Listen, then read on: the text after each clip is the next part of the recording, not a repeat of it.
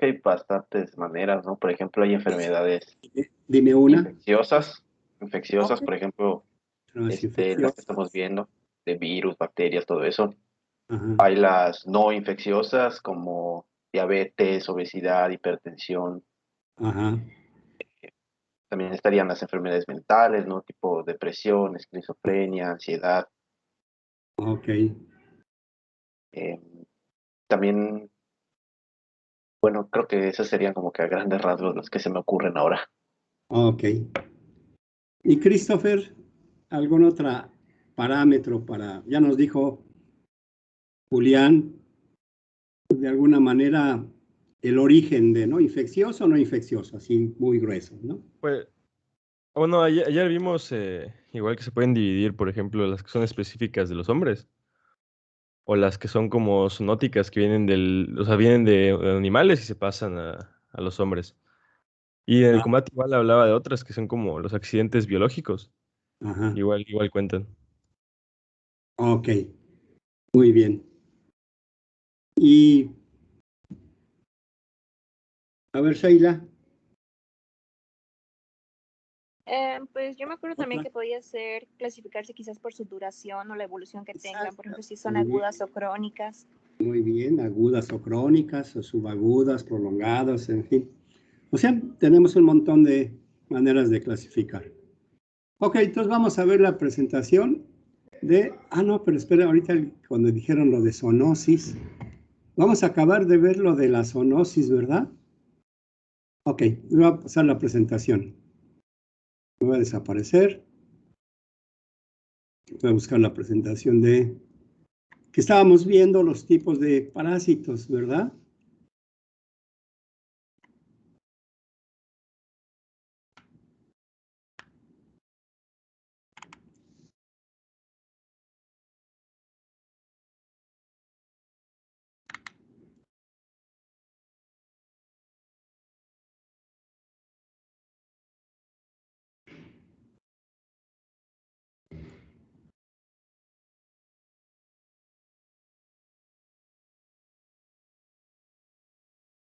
Muy bien.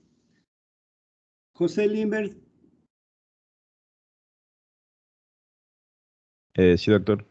¿sí te acuerdas de las eh, asociaciones entre individuos de la misma especie? ¿Te acuerdas?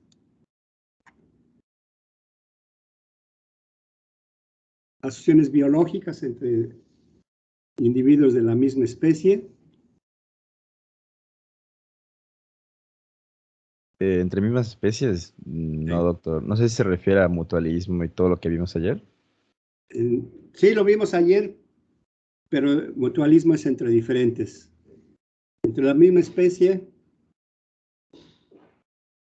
Creo que sería como colonia, ¿no? Uno las de... colonias, sí, y sociedades, ¿verdad?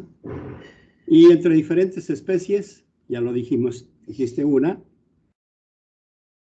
Sí, vimos el mutualismo, que las dos especies se ayudan entre sí. sí, El amensalismo, en el cual, si no mal recuerdo, creo que eh, una se beneficiaba y otra no le pasaba nada, o ajá, algo así. Y am, ajá, mutualismo, las de... y otra, Sí, mutualismo, ¿no? Ajá, las que se ayudan entre sí. Las que son como de parasitismo, en la que una pues daña a la otra sin un beneficio como tal. ok, te falta una.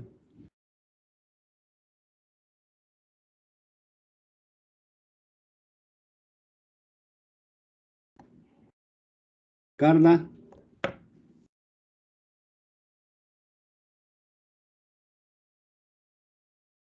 ¿está Carla? Sí, doctor, aquí estoy. ¿Cuál le falta? A Ya ver, mencionó respuesta. mutualismo, comensalismo, parasitismo. Hay otra importante. Simbiosis Ajá, exactamente, ¿verdad? Simbiosis, sí. y depredatismo, ¿no? Y el que se come a su presa, ¿no? El depredador. Muy bien. Y entonces estábamos viendo tipos de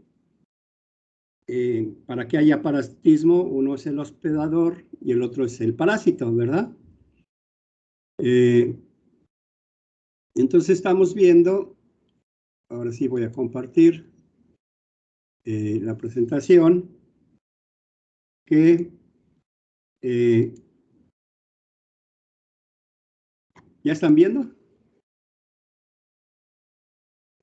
Sí, doctor. Ok. Si tomamos en cuenta el parásito,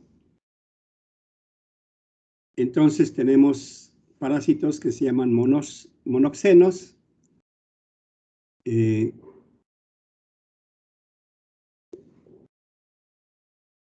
Y polixenos, ¿sí? Bueno, ya saben que yo soy de la Ciudad de México y allá así lo pronunciaríamos monoxenos y polixenos. Aquí en Yucatán, ¿cómo lo pronunciarían?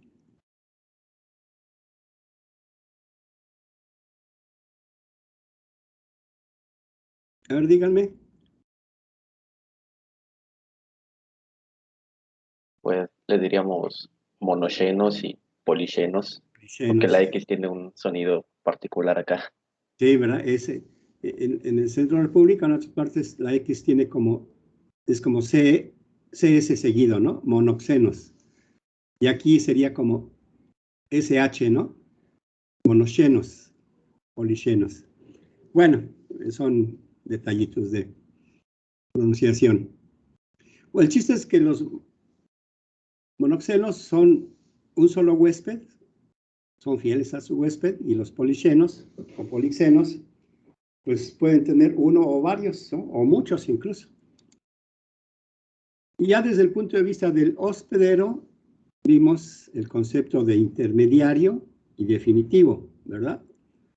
Acuérdense, intermediario alberga las formas inmaduras o asexuadas del parásito. Y el definitivo alberga las formas sexualmente maduras del parásito, o bien aquel en que se lleva a cabo la reproducción sexual, ¿sí? Y vimos algunos ejemplos. Tenia y Plasmodium, el gato para Toxoplasma gondii, el hombre para Tenia solium, como huéspedes definitivos, ¿sí? Hablando todavía de huéspedes, tenemos el paraténico, que es el que permite el desarrollo parcial del parásito, y eso se da cuando se infecta por un parásito que no es propio de esa especie, ¿no? Y ponemos el ejemplo de Toxocaracanis, que es del perro, que puede infectar al hombre, y en el hombre lleva un ciclo de vida diferente y tiene lo que se llama una migración errática, ¿verdad? Y otro concepto importante es el de reservorio, no se nos olvide, ¿sí? Estos reservorios tienen la enfermedad igual que el humano, o la infección igual que el humano, y garantizan la supervivencia del parásito en la naturaleza, o sea, son parte del ciclo de vida, ¿sí? Ciclo de vida. Ahí se mantienen y eventualmente pueden pasar también al humano, ¿no?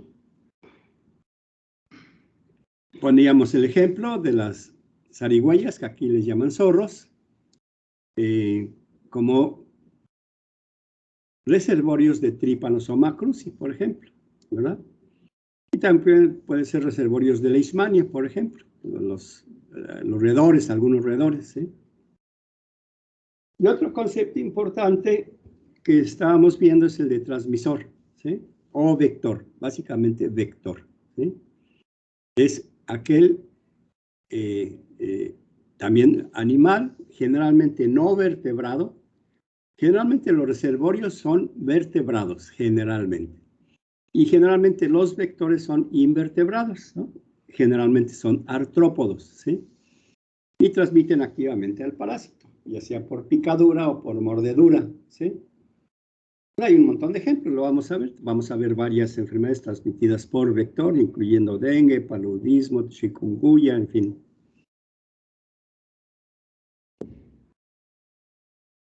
Ok, eso entonces ya vimos tipos de parásitos, tipos de hospederos, ¿sí? O de huéspedes. Ahora vamos a ver modalidades de parasitismo, como tal, como complejo de parasitismo, el fenómeno. Puede ser accidental, cuando es un parasitismo accidental, cuando el parásito no es parásito, ¿sí? ¿Qué quiere decir? Que habitualmente es de vida libre, ¿sí? Y el ejemplo típico, Naegleria fowleri. Naegleria fowleri es una amiba de vida libre que está ahí en el agua, en pozas, y no causa daño, ahí está, ¿sí? Pero en alguna ocasión, en Australia, y por eso se llama fowleri, en Australia, llegó un paciente joven al hospital con meningitis, meningoencefalitis grave, y falleció. Al hacerle la autopsia, enviarla a la patología, las muestras, encontraron una estructura que los patólogos no identificaban y mandaban llamar expertos en parasitología, y resulta que esa estructura dentro del cerebro era una Naegleria, o sea, eso era una amiba del género Naegleria que no había sido descrito antes, ¿sí? ¿Y por qué se llaman fowleri? Porque el médico que describió el primer caso de esta encefalitis en Australia era de apellido Fowler, ¿sí? Entonces, pues a la amiba le pusieron Naegleria fowleri. ¿Y qué pasó con este individuo? ¿Por qué llegó ahí? Estaba nadando en una poza, en un río, había una poza, y se aventó de clavado de varios metros, como aquí luego lo hacemos en los cenotes, ¿sí? Y muy a gusto, pero allí había amibas de vida libre Naegleria. Entonces el muchacho cayó directo sobre el agua, le entró el agua directo a los senos paranasales, directito así, con amibas, y pues ya una vez que las amibas cambiaron de hábitat, pues empezaron a destruir tejidos, llegaron hasta el cerebro y pues causó una meningoencefalitis. Y ya posteriormente se han descrito ya un buen número de casos de meningitis por Naegleria fowleri, ¿no? Estos son parasitismo accidental. Generalmente están ahí en el ambiente estas amibas de vida libre. También puede haber parasitismo facultativo, ¿sí? ¿Esto qué quiere decir? El ejemplo típico, lo vamos a ver en su momento, es Strongyloides stercoralis, que es un gusano. Y este gusano, dependiendo de las condiciones del medio, puede ser parásito o puede ser gusanito de vida libre, ¿no? Puede ser las dos cosas. Y el otro es el obligatorio. Tiene que ser parásito. O no le queda de otra. O es parásito o es parásito. Si no, pues desaparece, ¿no? Como especie. O incluso como género, ¿sí? Y el ejemplo, pues hay muchos ejemplos, ¿no? Todos los virus son parásitos, para empezar. Y entre los protozoarios, pues está Plasmodium vivax, ¿no? Por ejemplo.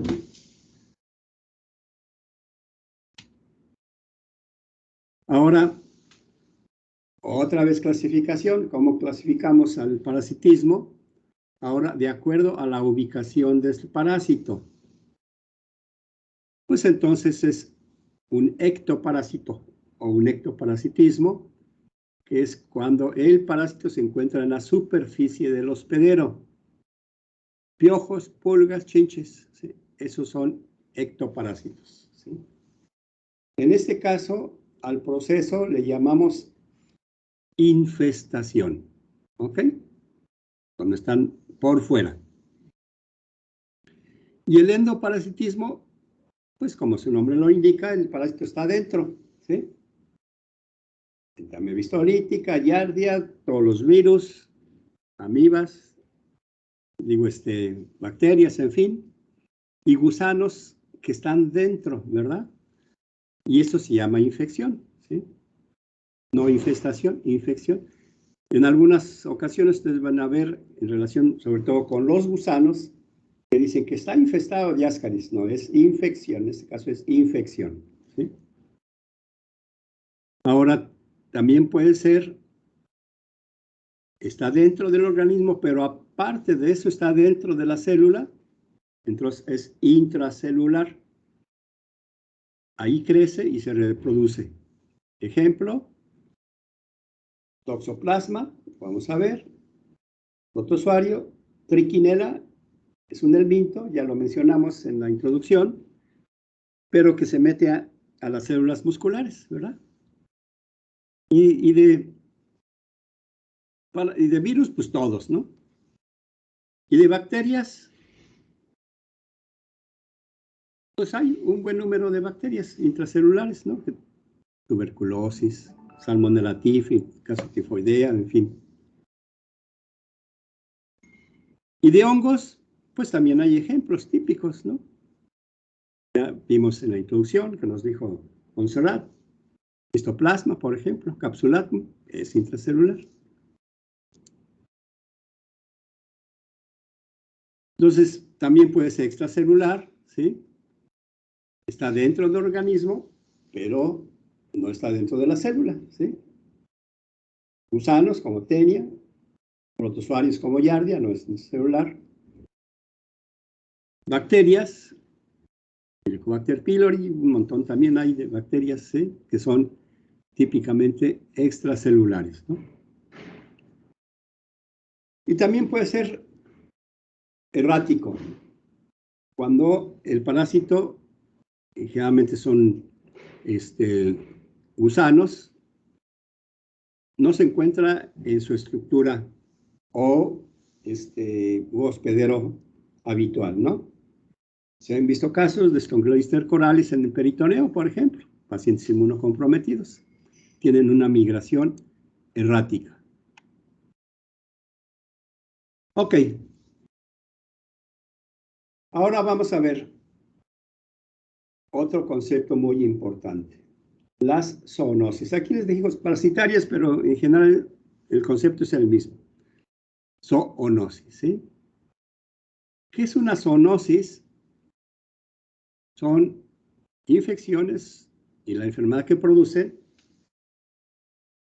cuyo agente etiológico son transmitidos entre animales, generalmente vertebrados, es importante, ¿sí?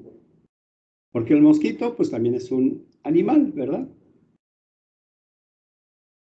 Y ahí hay cierta controversia, y otros dicen, ¿el dengue es zoonosis? Pues no, es transmitida por vector. Pero el mosquito es un animal, pero generalmente las zoonosis se refieren a vertebrados, ¿sí? Entonces son transmitidos entre animales vertebrados y el hombre, ¿sí? Y es de doble dirección, de allá para acá y de aquí para allá, ¿sí? O bilateral, ¿sí? Entonces esas son las zoonosis. Y la mayor parte, o una buena parte de las infecciones que vamos a ver son zoonosis, ¿sí? Ahora, hay algunas distinciones en los tipos de zoonosis, ¿no? Lo van a oír hablar y leer de vez en cuando en algunos textos. Por ejemplo, antropozoonosis y zooantroponosis, ¿no? Antro, que es de hombre, y zoonosis de animal. Nada más que aquí es al revés, ¿sí? ¿Qué es una antropozoonosis? En la antropozoonosis, el principal reservorio es el animalito, ¿sí? El vertebrado animal, diferente al hombre. Y el hombre participa como huésped intermediario. Entonces va del animal al hombre. Eso se llama antropozoonosis, ¿sí? Por ejemplo, la triquinelosis, pues es un gusanito del cerdo, pero puede pasar al hombre. La toxoplasmosis, pues es un protozoario, huésped definitivo, es el gato, y el gato también puede transmitir la toxoplasmosis, por ejemplo, al ganado, ¿verdad? Y entonces, tanto el ganado como el ganado, nosotros podemos adquirir toxoplasmosis a través de ellos, ¿sí? Pero no es un animal, vamos a un parásito del hombre propiamente, es de otro, el definitivo es otro animal, ¿sí? Igual, en el quiste hidatídico o hidatidosis, los caracolitos son los huéspedes definitivos y el hombre solamente es un intermediario.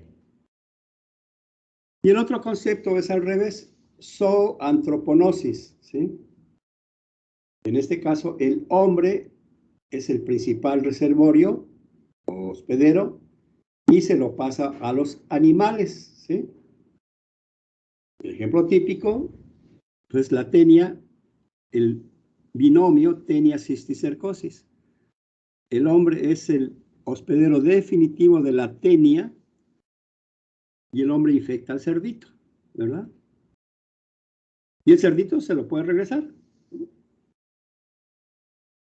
Pero lo original, ahora sí que el mero, el definitivo es el hombre. Aquí, de animal al hombre y del hombre al animal. Pero además, pues obviamente el hombre se lo puede regresar otra vez al animal, ¿sí? Y hay otro concepto que es el de anfixenosis o anfigenosis, que pues el parásito es mantenido indistintamente por el hombre o por los animales. No podemos decir que haya un huésped definitivo o intermediario. El ejemplo típico pues, es tripanosomiasis, ¿sí? En este caso es una enfermedad transmitida por vector. ¿Ok? Entonces, generalmente,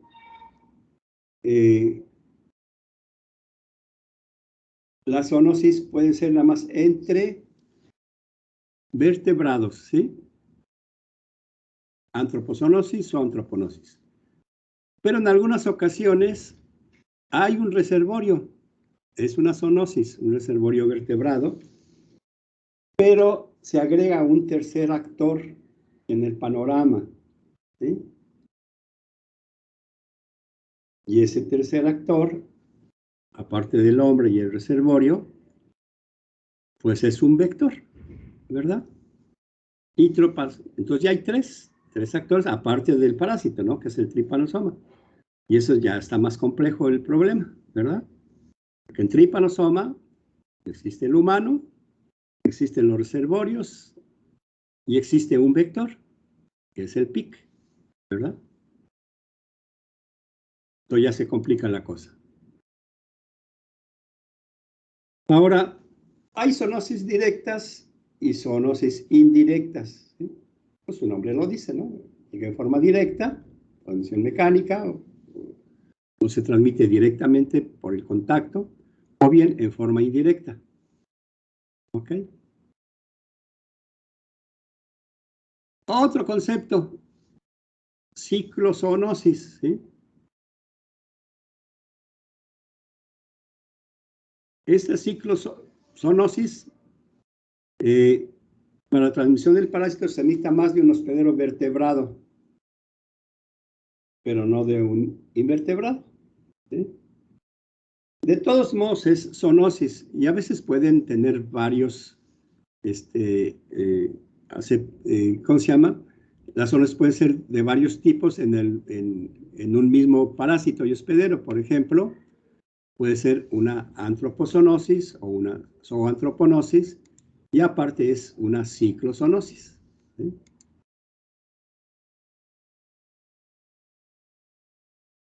Otro concepto es la de metazoonosis, meta quiere decir más allá, metazoonosis, pero estas se le conocen más bien por enfermedades transmitidas por vector, ¿sí? Las vamos a ver. O sepan que estas enfermedades transmitidas por vector se les llama también metazoonosis. Y Otro concepto es el de saprozoonosis. ¿Sí?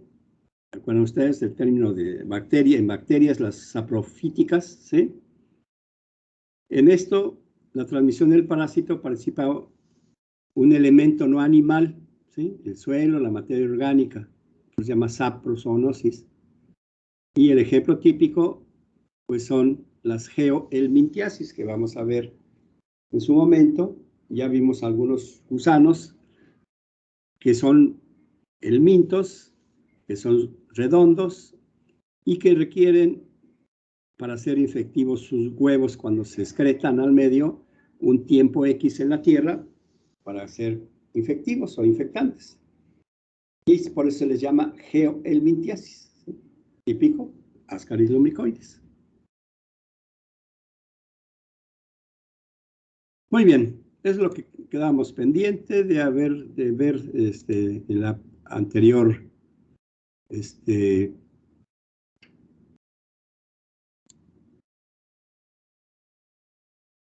reunión.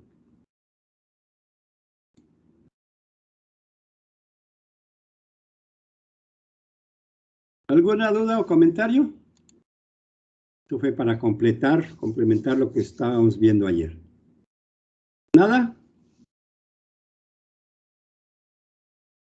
Sí, doctor, yo Fabricio. tengo una pequeña duda. A ver, Luis Ángel. O sea, no me quedó claro como que la diferencia entre el parasitismo facultativo y el accidental. Entre parasitismo facultativo y Y el accidental. accidental. Ok. En el facultativo, el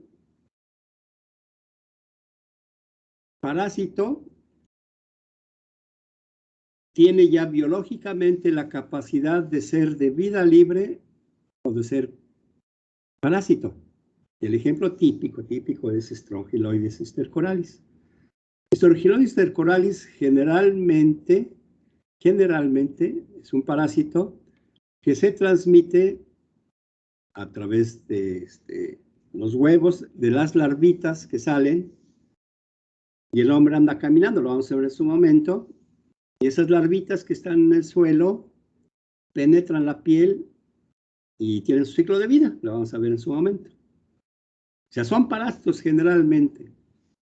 Pero, ¿qué pasa si cuando esas larvitas que están en el suelo no encuentran o no pasa alguien caminando y lo infectan?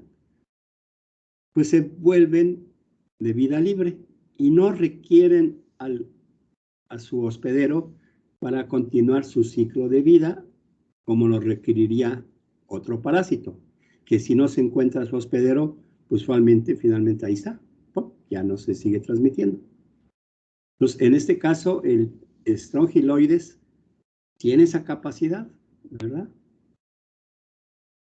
En cambio, las accidentales, el ejemplo típico que les puse son amibas de vida libre. Esas son siempre amibas de vida libre, no son parásitos.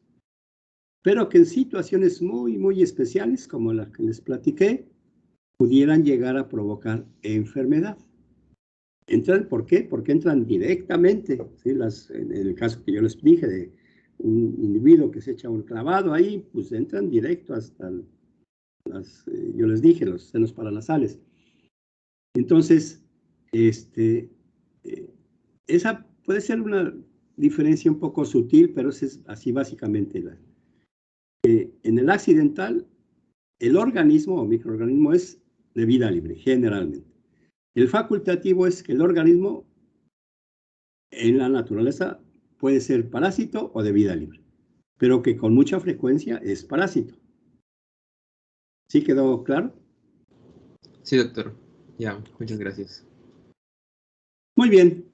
Entonces, vamos a ver ahora sí ya con todos esos conceptos que ya tenemos, ¿no?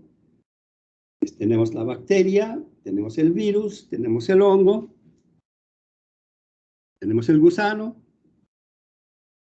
tenemos el artrópodo y tenemos por otro lado el hospedero, ¿verdad? ¿Y cómo se da esta interrelación? ¿Qué pasa? ¿Para qué? ¿Qué es lo que es necesario para que se dé esa interrelación hospedero-parásito y después enfermedad? Y entonces tenemos el concepto de historia natural de la enfermedad, ¿verdad? ¿Y cuál sería el concepto de, a ver, Luis Ángel, historia natural de la enfermedad?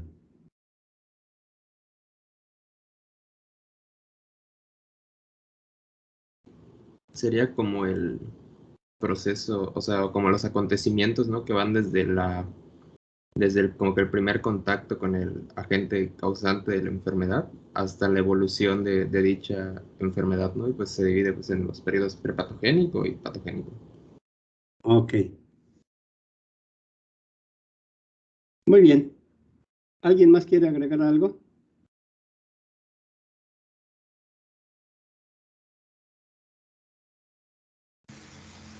Sí, doctor, yo igual encontré que es el curso de la enfermedad sin ninguna intervención.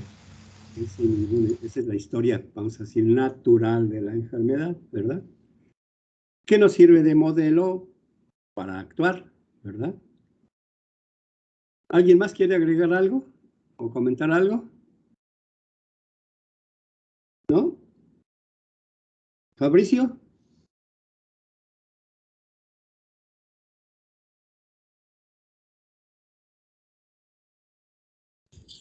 Pues, pues simplemente agregar que la historia natural de la enfermedad siempre se va a basar en un equilibrio entre la persona o el hospedero, o el agente que desencadena la enfermedad, que no necesariamente tiene que ser una bacteria o así, porque menciono también que podía ser un agente físico, un agente químico, como hasta un fármaco, una droga. Y pues el ambiente en el que se va a dar esta relación entre el hospedero y el agente. Y en el momento en que se pierde ese equilibrio es cuando ya se provoca la enfermedad. Muy bien. Ok, entonces Fabricio aquí agrega un tercer elemento muy importante, ¿verdad? El ambiente. Ok, entonces vamos a puntualizar algunas de estas cosas con esta presentación. Acuérdense, me pueden interrumpir en cualquier momento. La sigo compartiendo, ¿verdad? No me salí. ¿Ya están viendo la presentación? Sí, doctor. Sí, doctor. Muy bien.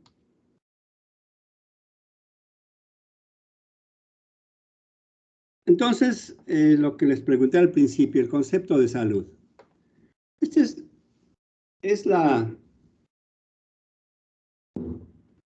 de las primeras definiciones de la OMS, después de un debate ahí por los años 50, por ahí así del siglo pasado. Y, a ver, Job. ¿Está por ahí, Job? Sí, doctor. ¿Puedes leer? Sí, claro. Definición de salud de acuerdo a la OMS. La salud es un estado de completo bienestar físico, mental y social, y no solamente la ausencia de afecciones o enfermedades. Muy bien. Ya habían comentado esto, que no es solamente biológico, es mental, social. Y ¿y qué comentario pueden hacer de esta definición?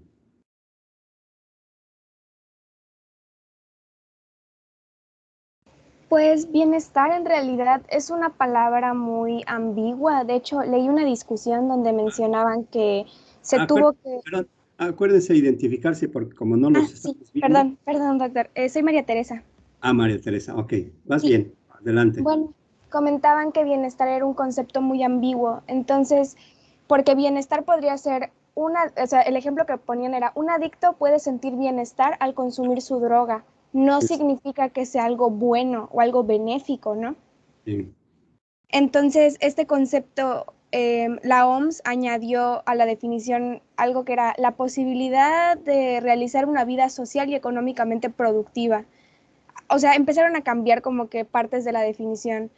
Y de hecho mencionaban que hubo otro autor llamado Weil que declaraba que la salud va a ser el perfecto y continuado ajustamiento del hombre a su ambiente. Y así se incorporó la idea de este binomio de salud-enfermedad como continuo. O es un Y, continuo, ¿verdad? De aquí sí. para allá, de allá para acá. Muy bien. Correcto, sí. Muy bien, María Teresa. Y hay otra palabra que también causó, entre comillas, escozor. ¿Cuál es?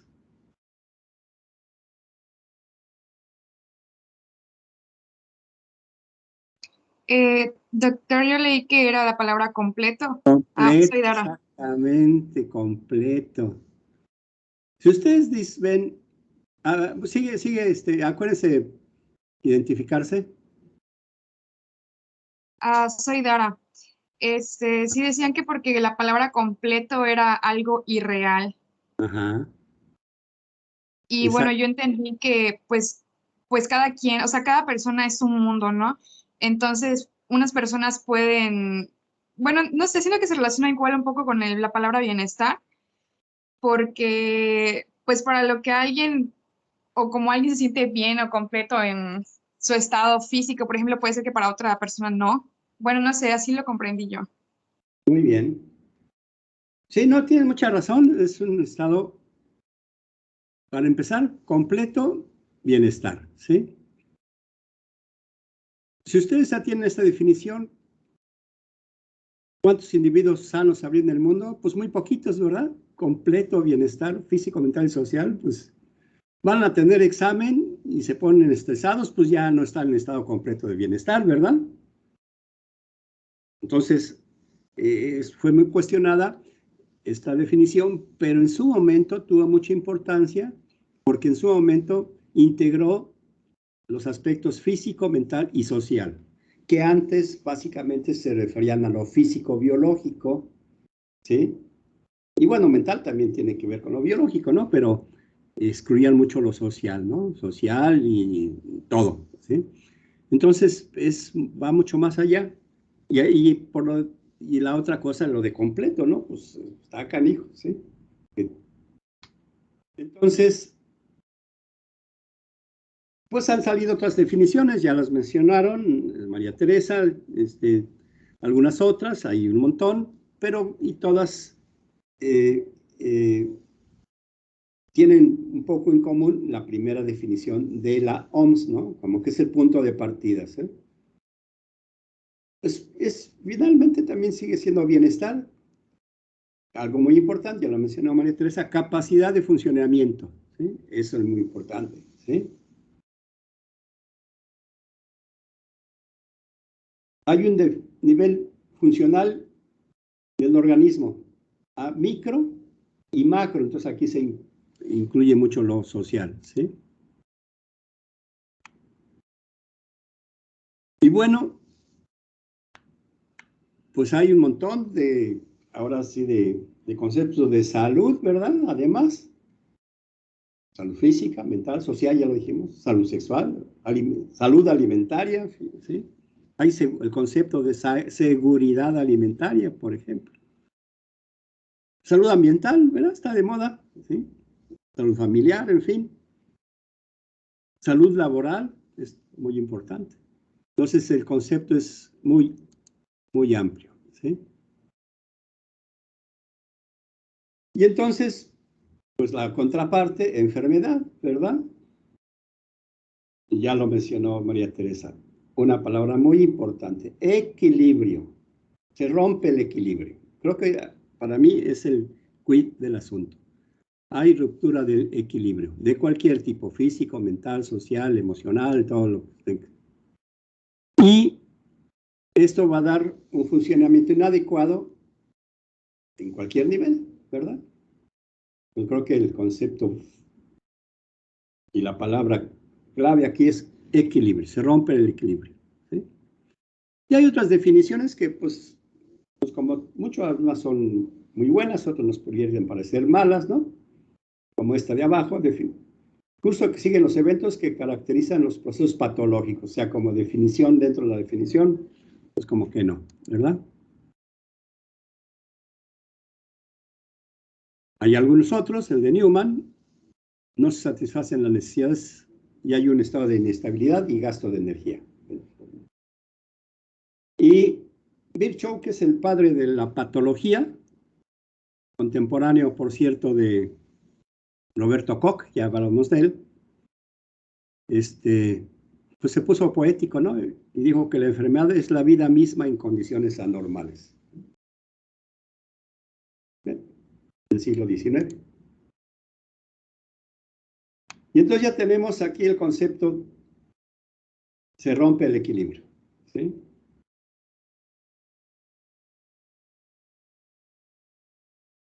Y entonces, bueno, ya tenemos la enfermedad. Ya se los pregunté al principio, y bueno, ¿y cómo vamos a clasificar la enfermedad? Ya lo dijeron ustedes. Aguda o crónica, de acuerdo al tiempo, de forma temporal, aguda, subaguda, prolongada, crónica. ¿Sí? Ateniéndonos a las causas, ¿sí? Ya lo dijeron, bichos, enfermedades metabólicas, degenerativas, inflamatorias, hereditarias, alérgicas, en fin, tumores. También, ¿en dónde está la afección, verdad? Es una hepatitis, una meningitis, ¿sí? Una orquitis. Entonces, hay enfermedades que afectan órganos muy específicos. Por ejemplo, una artritis, de ahí viene su nombre, ¿no? Una artritis. Y que esa artritis puede ser de diversas causas. Entonces, estos conceptos no son excluyentes, por supuesto. Una enfermedad puede ser crónica y además es inflamatoria y aparte afecta las articulaciones, ¿no? O sea, no son excluyentes. Ahora, ¿cuáles son los factores que influyen en este proceso? Como dice María Teresa, es un continuum, ¿sí? Salud, enfermedad. No es algo definitivo, que yo estoy enfermo ya para siempre. Bueno, puede ser que hay enfermedades para toda la vida, ¿no? Pero con mucha frecuencia estoy sano, me enfermo, recobro mi enfermedad, digo mi salud, y así, ¿verdad? O bien tengo una enfermedad crónica, pero me cuido y me doy tratamiento y hago lo suficiente para funcionar bien y mantener dentro de esa enfermedad un nuevo equilibrio. Me mantengo en equilibrio, ¿no? Yo puedo ser diabético, pero estoy súper bien controlado. Y claro, sigo teniendo diabetes para toda la vida, ¿no? Es un concepto de las enfermedades crónicas metabólicas, ¿no? Que son para siempre.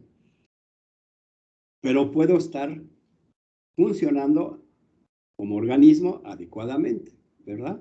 Y sentirme bien, además, sentirme bien, o sea, estoy en un completo, puedo estar en un estado de bienestar, ¿no? Entonces, ¿y qué factores influyen en este continuum, en este salud-enfermedad? Es muy importante que nosotros, aquí hay otra palabra importante, tengamos en cuenta. Factores, ¿sí? Y en este caso, factores de riesgo y factores protectores, ¿sí? Ahora, en estos factores influyen cuando menos, ya se ha ido ampliando esta pirámide, pero esto es lo original. 3 elementos, ¿no? El hospedero o huésped, el agente y el medio ambiente. Esa es la pirámide ecológica, también se le llama. ¿Por qué agente y hospedero? Porque vamos a ver que este concepto de historia natural de enfermedad fue una propuesta de 2 investigadores, Lieber y Clark. Y fíjense desde cuándo. Ellos propusieron este concepto. Y para esas fechas, pues predominaba mucho todavía las enfermedades infecciosas. Por eso le pusieron agente, o sea, el bicho que producía enfermedad. Pero eso ha ido cambiando, como ustedes ya lo saben, ¿no? Y entonces tenemos otro concepto que es el ambiente, ¿sí? Los actuales ambientalistas dicen que eso de medio ambiente está mal, simplemente es ambiente. Bueno, ya por tradición decimos medio ambiente, tenemos el ambiente. Y entonces hay un equilibrio acá, ¿sí?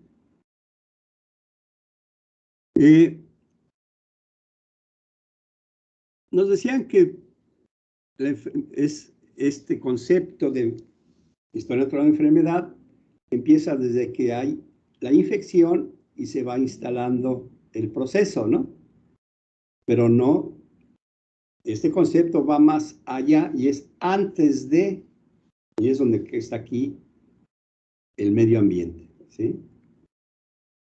Que es precisamente el periodo prepatogénico y es en donde nosotros podemos influir en este proceso de salud e enfermedad. Ya son la 1, ¿tienen clase ahorita? ¿O alguna actividad?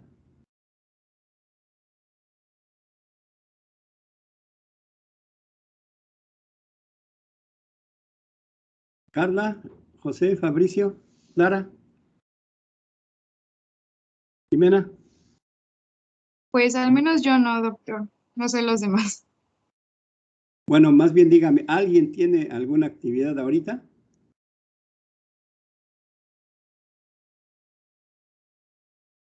Bueno, entonces si les parece, vamos a tomar unos 10, 15 minutos más para avanzarle y no atrasarlos mucho, ¿de acuerdo? Porque déjenme decirles que, bueno, pues a veces a uno le dan otras encomiendas aparte de las actividades académicas. Hoy fue el comité de investigación y mañana tengo un examen de grado de especialidad a las 11. Pues igual mañana nos veríamos a la 1, ¿de acuerdo? Sí, doctor. Ok, pues bueno, 15 minutos o si antes alguien tiene algo, levanta la mano y ahí le paramos, ¿de acuerdo?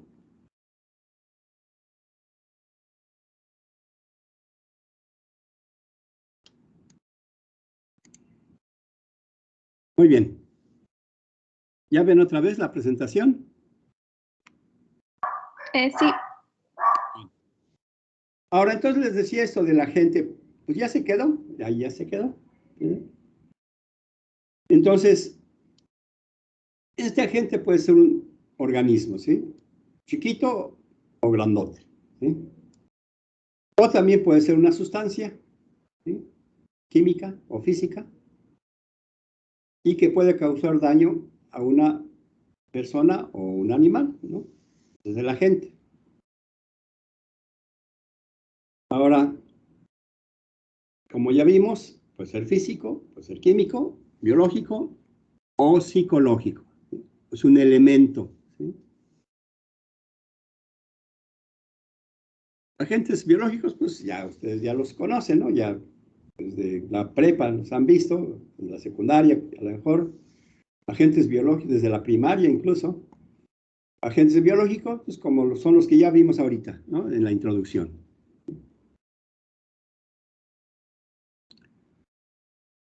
Físicos, los que tenemos acá nosotros, ¿no? Calor extremo, que puede ser incluso fatal, ¿no? Para el individuo y incluso también para los animales, ¿no? Ustedes han oído de golpe de calor, ¿no? Jornaleros que están trabajando al mediodía ahí en el rayo del sol, a 40 grados, y de repente se desmayan, ¡pum!, llegan graves al hospital. Yo hice mi internado de pregrado en el norte, en Ciudad de Obregón, en Sonora. Igual de caluroso que acá, pero allá era calor seco. Y al hospital nos llegaba la época de verano, de la pizca que le llamaban del algodón. Jornaleros desmayados ahí, en choque, por golpes de calor, ¿no?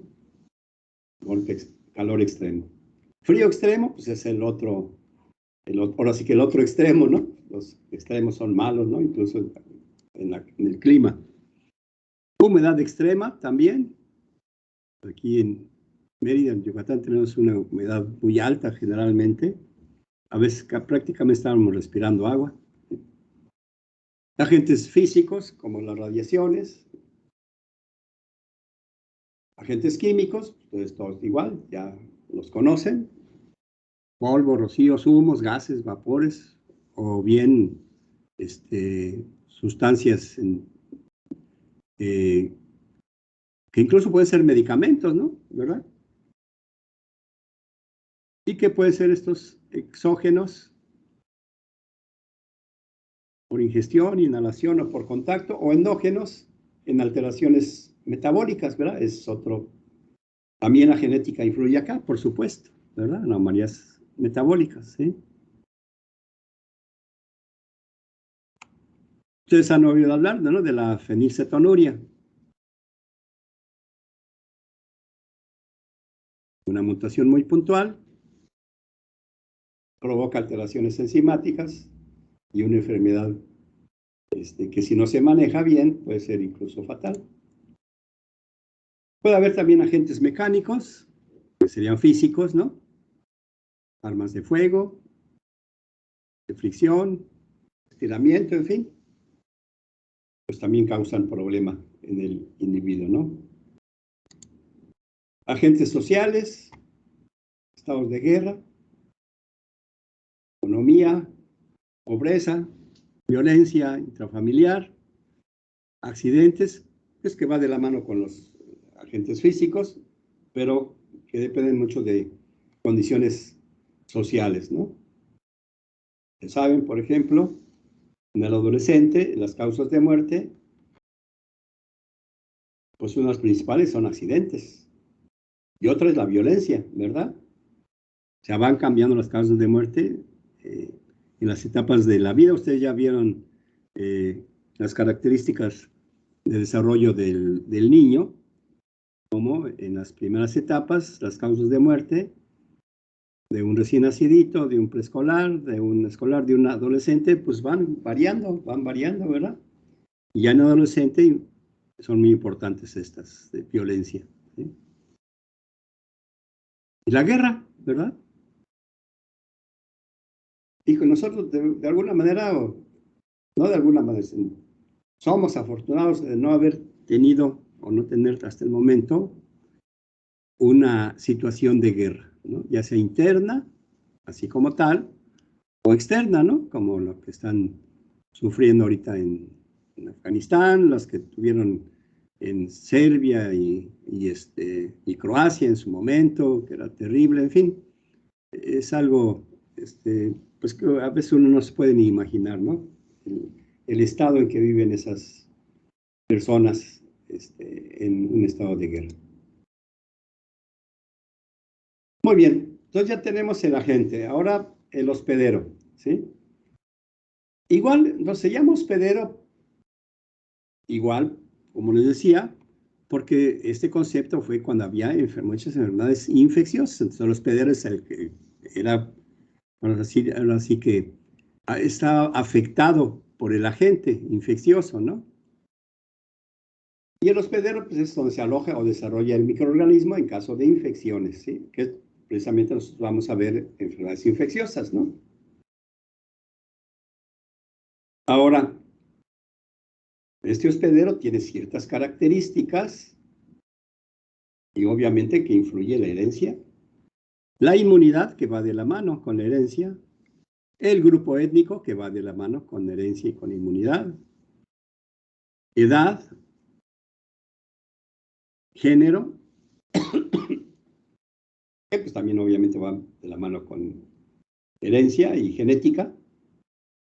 Entonces, estos, pues está difícil modificarlos, ¿verdad? Bueno, la edad, pues ahorita se va modificando, ¿no? Pero los otros se van, va a ser difícil modificarlos, ¿no? Ahí está, es hereditario, ¿sí? En realidad es edad y sexo, ¿no? No género. Género es otro concepto, ustedes ya lo saben, ¿no? Pero hay otros factores, pues que sí podemos modificar y que es difícil modificarlos. desafortunadamente, ¿no? Y que son el modo de vivir, ¿no? Hábitos y costumbres, la ocupación, la personalidad de cada uno, cómo reacciona. Influye aquí el medio ambiente, ¿no? La cultura. Fíjense nada más, es la cultura aquí muy importante. Y pues tenemos el medio ambiente o el ambiente, ¿sí? Lo que nos rodea. Y eso que nos rodea, pues obviamente va a influir sobre nosotros, ¿no? Sobre pues, todo, influye sobre todo, ¿verdad? Y va de la mano con aspectos físicos y químicos, ¿no? Por ejemplo, el ambiente, pues, si el clima es frío, pues vamos a tener climas que pueden ser extremadamente fríos o extremadamente calurosos, ¿no? Ese ambiente caluroso y húmedo, pues va a favorecer que haya mosquitos, por ejemplo. Y si llueve mucho, pues va a favorecer que haya, aparte, mosquitos, cucarachas, garrapatas, y en fin. O sea, todo eso se relaciona entre sí, ese ambiente, ¿sí? Y también las características socioeconómicas de donde vivimos, el tipo de habitación, la pobreza, todo eso influye, ¿sí? El hacinamiento, la promiscuidad, todo. Y el ámbito cultural, ¿sí? Que también influye, que es parte de nuestro ambiente, ¿no? El ámbito cultural.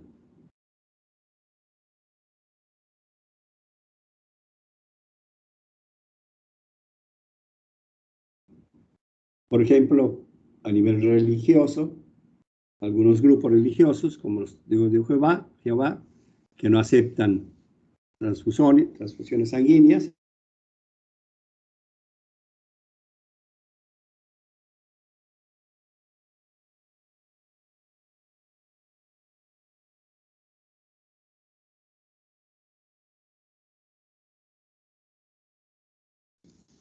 no van a tener ellos triquinelosis, ¿verdad? Porque no comen carne de cerdito. Muy bien. ¿Alguna duda o comentario hasta el momento?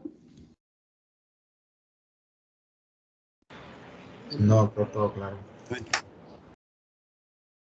Y entonces, llegamos al concepto de historia natural de la enfermedad. Ya lo dijeron ustedes, cómo progresa, cómo va una enfermedad en condiciones, vamos a decir, redundante, naturales, ¿no? Sin que medie situaciones como tratamiento o prevención, en fin, ¿sí?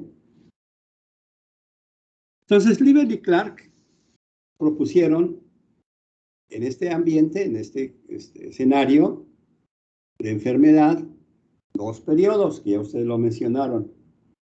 El periodo prepatogénico y el patogénico. Estos dos fueron, ¿no? Ya después el patogénico los dividen en subclínico, prodrómico, clínico y después la resolución, ¿sí? Pero en general sería periodo prepatogénico y patogénico, ¿sí? Y el patogénico ya lo puedo subdividir, ¿no? Subclínico, prodrómico, clínico y de resolución.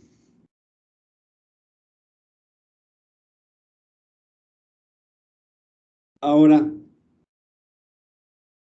¿qué pasa en el periodo prepatogénico? El individuo no está enfermo. No hay enfermedad. Pero está expuesto a la gente.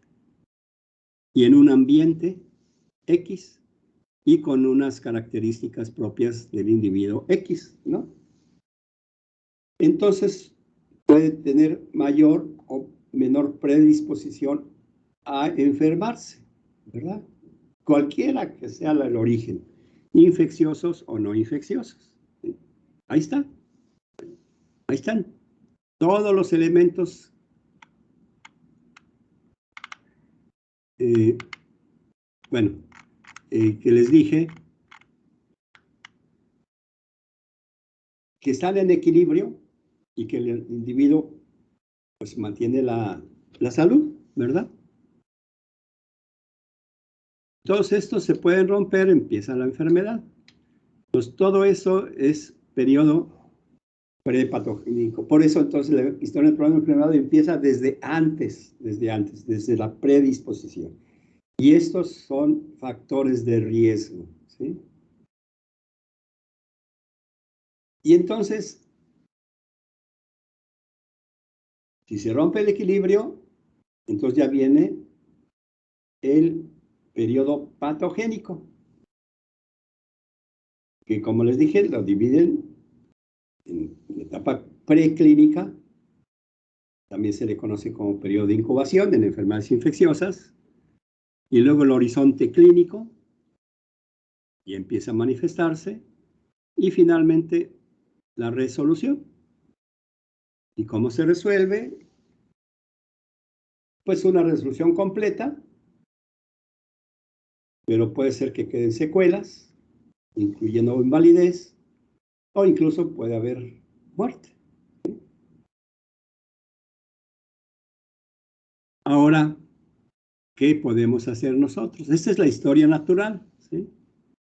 Y nos sirve entonces para situarnos. Es muy importante que ustedes siempre se estén situados. Y entonces, ¿qué podemos hacer en cada etapa? Esa es la importancia de este modelo, ¿no? No decir, hay periodo patogénico para el patogénico, en fin, es qué podemos hacer. Entonces, en la etapa prepatogénica, vamos a actuar haciendo prevención primaria.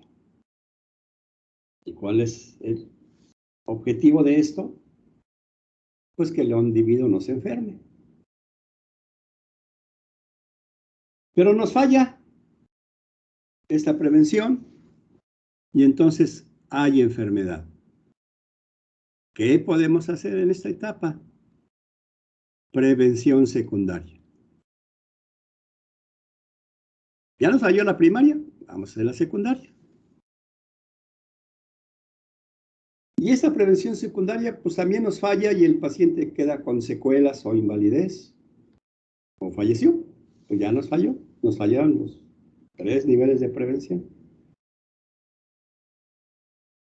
Bueno, los 2, porque aquí ya no hubo prevención terciaria, pues la muerte, pues ya no hay prevención terciaria, pero sí, prevención terciaria es paciente queda con secuelas o invalidez y vamos a rehabilitar nuestra prevención terciaria.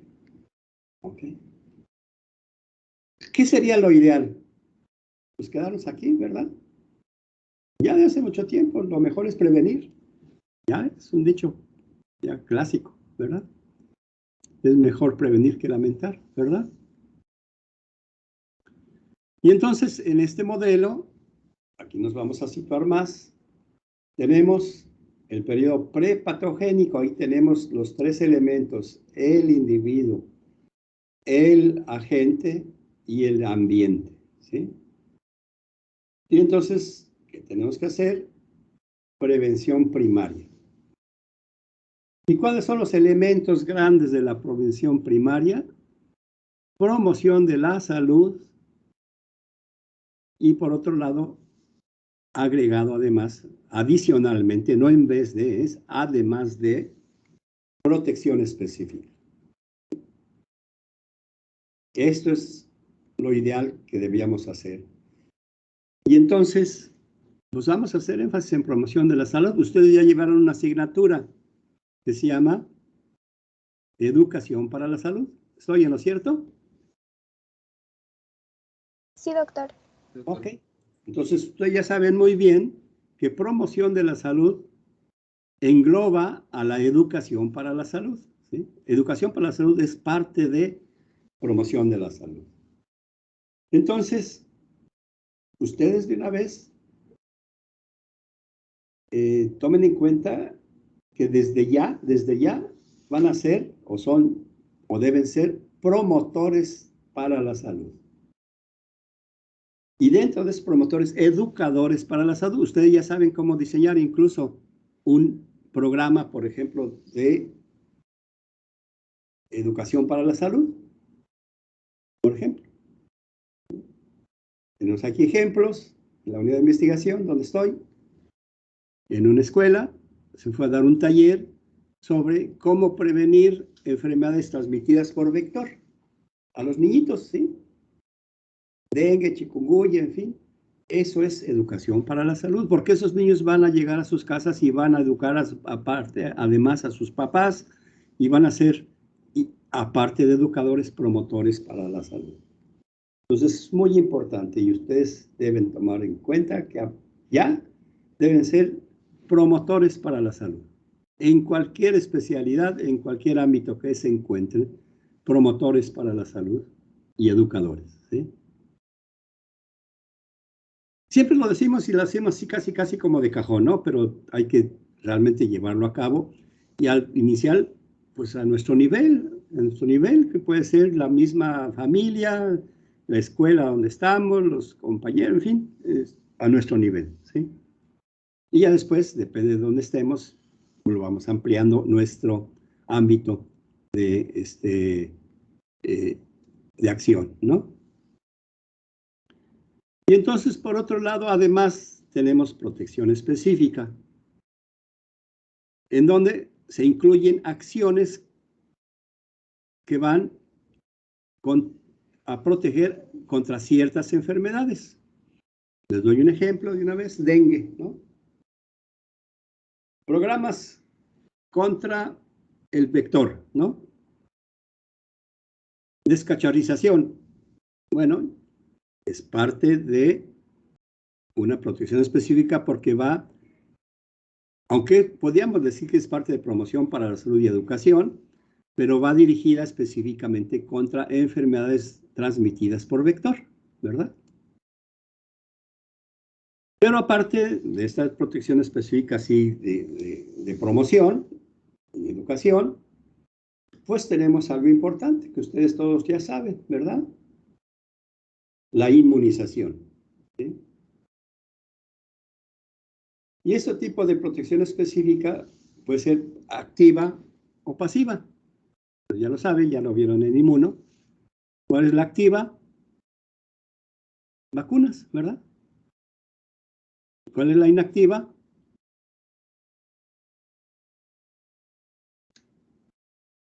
Gamma globulina hiperinmune o bien antisueros, ¿sí? Ya inyectamos directamente anticuerpos para proteger contra ciertas enfermedades, lo vamos a ver en su momento, con tétanos, por ejemplo. O bien, protección de inmunización activa, inyectamos un inmunógeno, un antígeno, y el organismo va a, entre comillas, fabricar elementos protectores contra esa infección, ¿no? Y el ejemplo pues, son vacunas. Muy bien, entonces, prevención primaria, tenemos estos dos elementos. El individuo ya se enfermó, ¿ya? Nos falló prevención primaria. Prevención secundaria, ¿qué hacemos? Dos acciones muy importantes. Primero, pues, diagnosticar al paciente oportunamente. Diagnóstico. ¿Sí? Tradicionalmente decimos diagnóstico precoz y tratamiento oportuno. Es así como de tradición, ¿no? Lo más pronto posible que hagamos el diagnóstico y, pues de la mano, iniciar un tratamiento oportuno, ¿verdad? Y adecuado, ¿sí? Esa es prevención secundaria, el paciente ya está enfermo. ¿Y cuál es la idea aparte del tratamiento? Pues limitar el daño, ¿sí? Entre menos daño haya, mejor, ¿sí? Hay que limitar. Pues esas son dos acciones. Diagnóstico precoz, tratamiento oportuno y limitación del daño, ¿sí?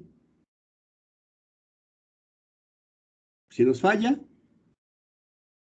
pues entonces puede haber secuelas, puede haber complicaciones y el paciente queda con invalidez parcial o total. Y entonces viene la rehabilitación, ¿sí?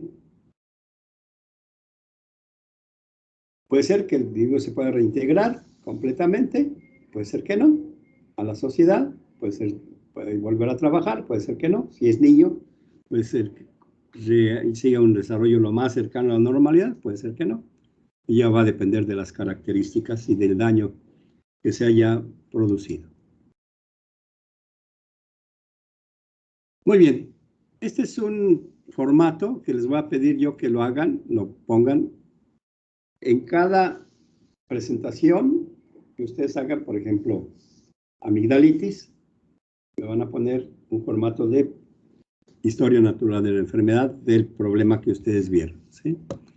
Aparte, las hadas lo van a hacer en equipo, pero va a ser más, más amplio, ¿no? Entonces, porque aquí está resumido todo lo que les dije, ¿no?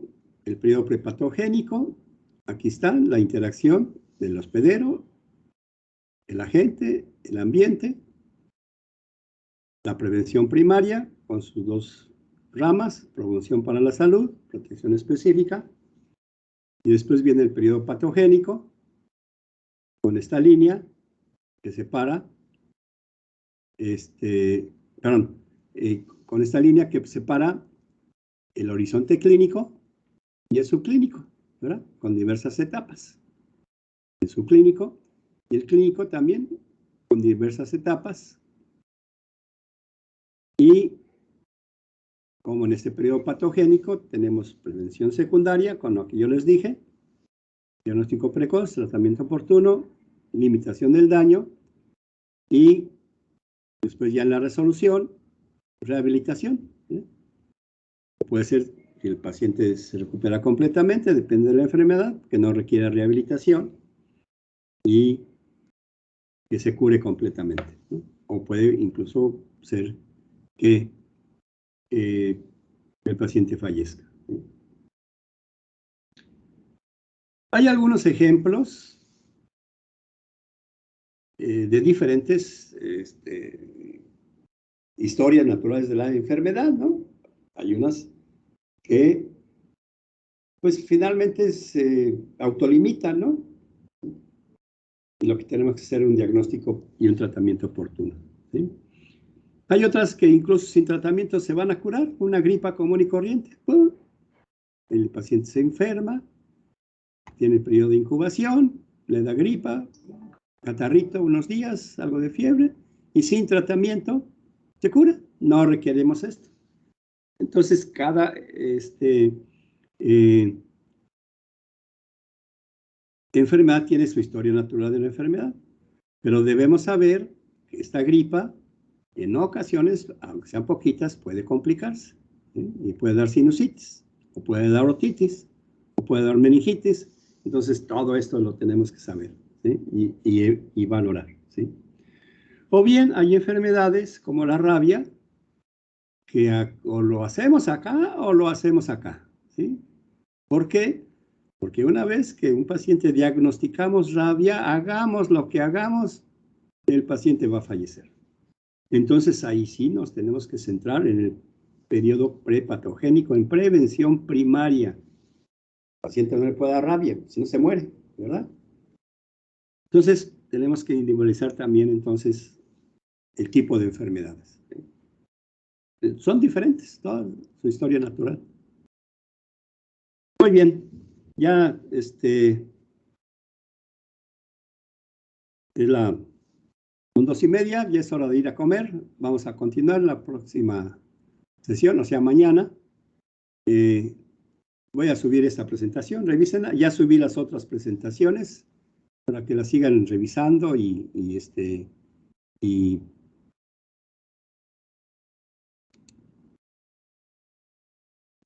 viendo qué dudas pueden tener y las vamos comentando en el transcurso de las sesiones. ¿De acuerdo?